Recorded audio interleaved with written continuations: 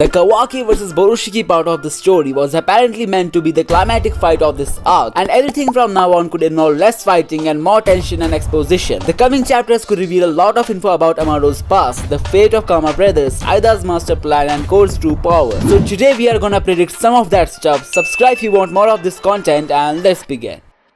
In chapter 68, just when Amado was about to tell his true intent to Shikamaru about Kawaki's karma, Code made his way into their room through the claw mark, which made him fall victim to Shikamaru's big brain strategy. Eida, who was spectating this conversation of Shikamaru and Amado, got disappointed by Code's foolish act, as she really wanted to know Amado's intentions towards Kawaki. This proves that even though she has the ability of seeing things in real time, she can't get to know about what's going on in people's minds and meetings that are going on in some kind of mental realm, just like when Momoshiki revived Boruto.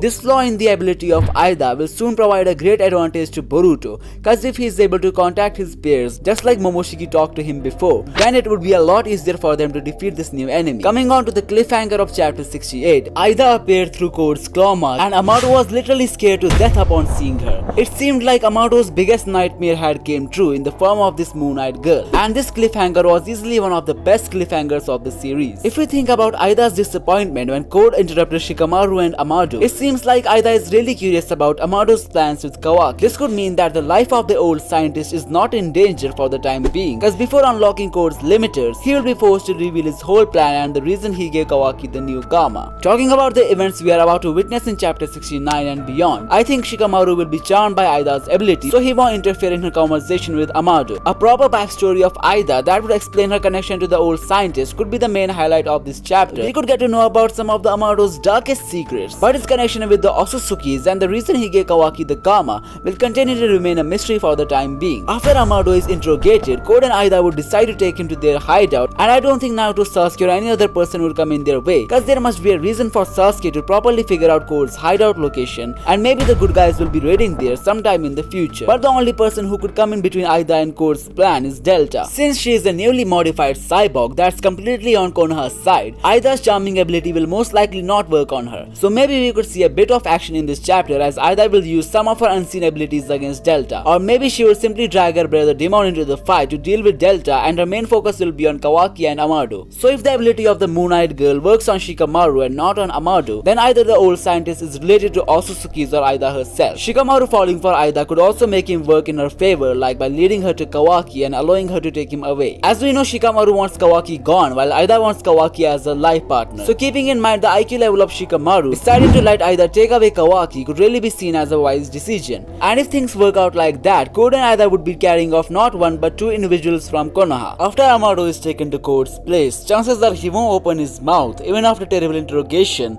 cause he knows Sasuke and the others would be on their way to save him. And since Sasuke knows about Code's hideout, he would certainly reach there along with Naruto to face off the bad guys. Chances are Boruto would also be a part of this mission, cause he really wants to save Kawaki from pursuing the wrong. Now here's the mind-boggling thing here. If Code's limiters are deactivated by Amado, then he would either one-shot Naruto, Sasuke and the whole village, or he would just end up dirty by the hands of Boruto, and we could get to witness a glimpse of his true Otsutsuki potential at that time. Maybe that's why Boruto's sleeves are torn and he has got a scar over his eye in the time skip. After successfully defeating Code, the only hurdle in Boruto's way would be none other than Kawaki, who had been brainwashed by Eida to end the era of shinobis. The fate of Amado from here is a total mystery. I think he's most probably dead because Eida wanted to kill him as a form of revenge. Kawaki's new team including Eida and Daemon could be the mastermind behind the destruction of Konoha from the time skip. The next video is gonna be about Kawaki and Eida's chemistry and how it's very likely that he will fall victim to her love. So don't forget to subscribe and I will see you in the next one.